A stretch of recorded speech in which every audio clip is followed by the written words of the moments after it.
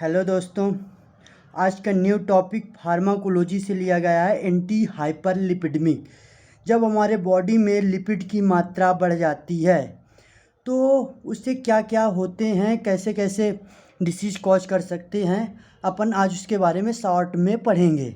Anti hyperlipidemic, comment में भी एक स्टूडेंट ने बोला था एंटी हाइपरलिपिडेमिक के बारे में, तो आज हम देखते हैं एंटी हाइपरलिपिडेमिक। फार्माकोलॉजी से है तो एंटी हाइपरलिपिडेमिक में हम फर्स्ट पढ़ेंगे कोलेस्ट्रॉल। कोलेस्ट्रॉल यहाँ पे जानेंगे, ये एंटी अपना टॉपिक हो गया। कोलेस्ट्रॉल पढ़ेंगे। कोलेस्ट्रॉल देखते हैं कोलेस्ट्रॉल के कौन कौन से सोर्स होते हैं, कहाँ कहाँ से ये अपन कहाँ कहाँ प्रेजेंट होते हैं। तो कोलेस्ट्रॉल का फर्स्ट सोर्स हो गया सिंथेसिस, जहाँ से होता है। पहला होता है बाइल एसिड, ये हमने देख लिया था बाइल एसिड।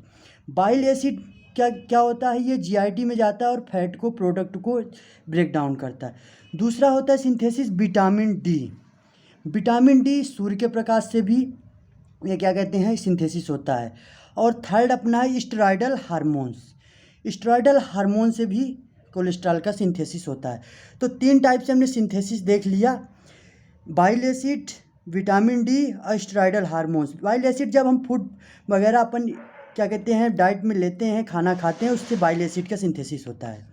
नेक्स्ट अपन पढ़ेंगे कोलेस्ट्रॉल के दो सोर्स होते हैं, एक तो डाइट के थ्रू, दूसरा होता है सेल्फ सिंथेसिस।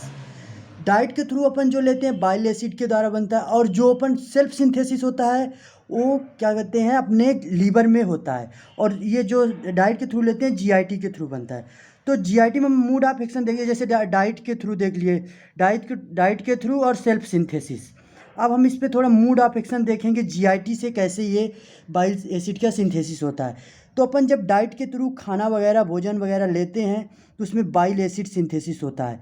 और बाइल एसिड कभी कभी स्ट्रा में सिंथेसिस हो जाता है। अगर स्ट्रा में सिंथेसिस हो गया तो कुछ ये क्या कहते हैं फीसेस थ्रू आउट हो जाता है, और कुछ रीअब्जॉर्प्शन हो जाता है लीवर में, और बाकी जो होता है ये यहाँ से जीआईटी द्वारा ब्रेक डाउन हो जाता है, ठीक। और बाइल एसिड यहाँ पे आ जाता है। अब अपन देखेंगे सेल्फ सिंथेसिस। सेल्फ सिंथेसिस देखेंगे लीवर में हमारे एक एचएमजी को एंजाइम प्रेजेंट होता है। ये एचएमजी को एंजाइम प्रेजेंट होता है, ये क्या करता है मेबोलिनेट को सिंथेसिस करता है। ये हमारा मेबोलिनेट हो गया। मेबोलिनेट जो होता है कोलेस्ट्रॉल को सिंथेसिस करता है, और कोलेस्ट्रॉल हमारे बाइल को सिंथेसिस करता है। इस तरह जो बाइल एसिड है ये हमारे बॉडी में प्रेजेंट होती है, और ये जब कुछ भी खाना लेते हैं फूड वगैरह, उसे क्या करते हैं ये ब्रेक डाउन करने में हेल्प करते हैं, और फिर अपना अपना वर्क करते हैं। तो अपन देखते हैं इसमें प्रेजेंट क्या होता है। जब ये बाइल एसिड जो होती है, लिपिड और प्रोटीन प्रेजेंट होता है। लिपिड और प्रोटीन ये दोनों मिलके क्या बना देते हैं लाइपोप्रोटीन।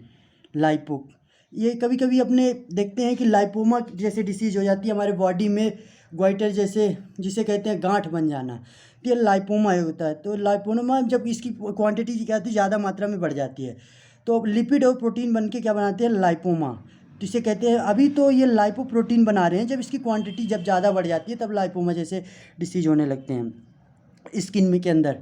अब अपन नेक्स्ट देखते हैं क्या, कोलेस्ट्रॉल के देख लिए डाइट के थ्रू, और एचएमजी एक लीवर में सिंथेसिस होता है, और अपना डाइट के थ्रू बाइल एसिड के थ्रू जीआईटी के द्वारा अपन ये बाइल एसिड बन जाता है। नेक्स्ट देते हैं कोलेस्ट्रॉल जो होता है, ये लाइपोप्रोटीन जो होती है कितने टाइप से, 5 टाइप से होती है लाइपोप्रोटीन। अब ये लाइपोप्रोटीन जो होती है, जैसे पहला होता है काइलोमाइक्रोन, है ना। काइलोमाइक्रोन में हम देखेंगे 98%, काइलोमाइक्रोन को बोलते हैं लोवेस्ट, ये पहला हो गया lowest density lipoprotein. Lowest density lipoprotein मतलब बहुत ही कम मात्रा में लाइपोप्रोटीन होता है। इसमें क्या होता है 98% फैट होता है, ठीक, और 20% क्या होता है अपना प्रोटीन प्रेजेंट होता है। 98% फैट में क्या होता है 90% ट्राइग्लिसराइड और 5% कोलेस्ट्रॉल ईस्टर प्रेजेंट होता है।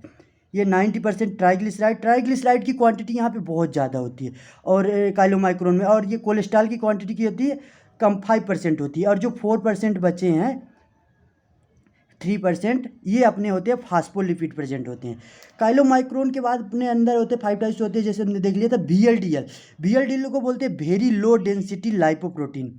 वेरी लो डेंसिटी लाइपोप्रोटीन में क्या होता है, 90% अपना फैट प्रेजेंट होता है और 10% प्रोटीन होती है।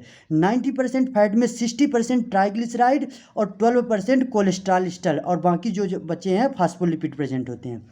अब अपन देखते हैं थर्ड जो होते हैं, यहाँ पे देख रहे हैं कि ट्राइग्लिसराइड की क्वांटिटी अभी बढ़ी हुई है और कोलेस्ट्रॉल की क्वांटिटी, लेकिन ये कोई दिक्कत नहीं है जब ये एक मैक्सिमम है। अगर इससे ज़्यादा बढ़ता है तब हमारे लिए ये क्या होते हैं, डेंजरस या हार्मफुल हो सकते हैं ना। अब देखते हैं आइडियल, थर्ड होता है आइडियल। आइडियल को इंटरमीडिएट डेंसिटी लाइपोप्रोटीन, यहाँ पे कोलेस्ट्रॉल और स्टर दोनों समान क्वांटिटी में प्रेजेंट होते हैं। देखो 85% अपना फैट हो गया और 50% अपना प्रोटीन हो गया, जिसमें 30% फैट में क्या होता है, 85% में 30% अपना ट्राइग्लिसराइड और 30% कोलेस्ट्रॉल स्टर प्रेजेंट है, और बाकी जो होते हैं फास्फोलिपिड। अभी हमारे जो एक मतलब नॉर्मल बता रहे हैं, जब इनसे रेंज ये जो होती है 30% ट्राइग्लिसराइड, 30% कोलेस्ट्रॉल, इससे जब ज़्यादा बढ़ती है तब हमारे लिए ये क्या होते हैं, हार्म होते हैं। अब अपन आइडियल के बाद देख लेते हैं एलडीएल। एलडीएल में अपन देखते हैं लो डेंसिटी लाइपोप्रोटीन।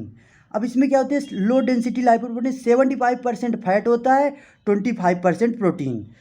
75% में क्या होता है, अब यहाँ पे अपन देखो लो डेंसिटी जो होता है इंटरमीडिएट के बाद अब क्या होता है, कोलेस्ट्रॉल की क्वांटिटी बढ़ती जाएगी और ट्राइग्लिसराइड की क्वांटिटी घटती जाएगी।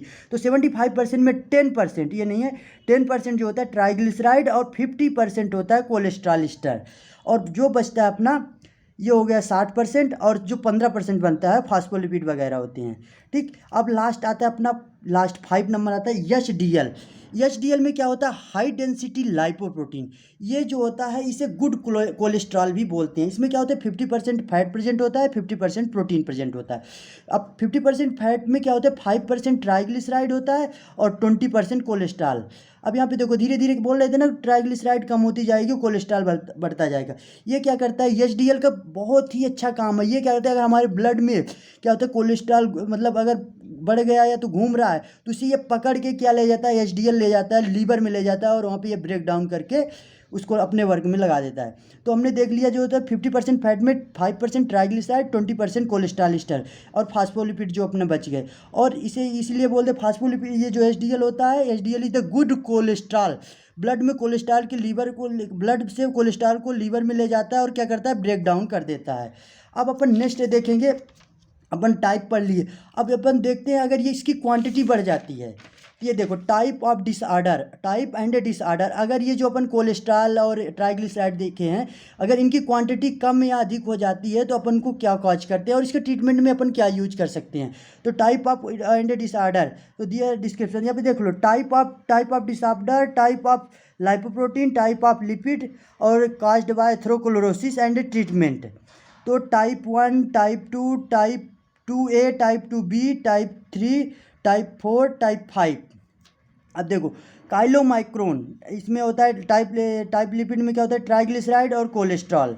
काइलोमाइक्रोन होता है, एलडीएल होता है, VLDL, LDL CMR, chylomicron, VLDL।